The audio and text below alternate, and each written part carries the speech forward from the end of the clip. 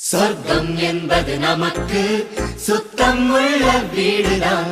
சுத்தம் என்பதை மறந்தால் நாடும் குப்பை மேடுதான். சொர்க்கம் என்பது நமக்கு சுத்தம் உள்ள வீடுதான். சுத்தம் என்பதை மறந்தால் நாடும் குப்பை மேடுதான். உலாவும் நிலாவில் வெள்ளை அடிக்கலாம். எங்கேயும் எப்போதும் சுத்தப்படுத்தலாம். சொர்க்கம் என்பது நமக்கு சுத்தம் உள்ள வீடுதான். சுத்தம் என்பதை மறந்தால் நாடும் குப்பை மேடுதான்.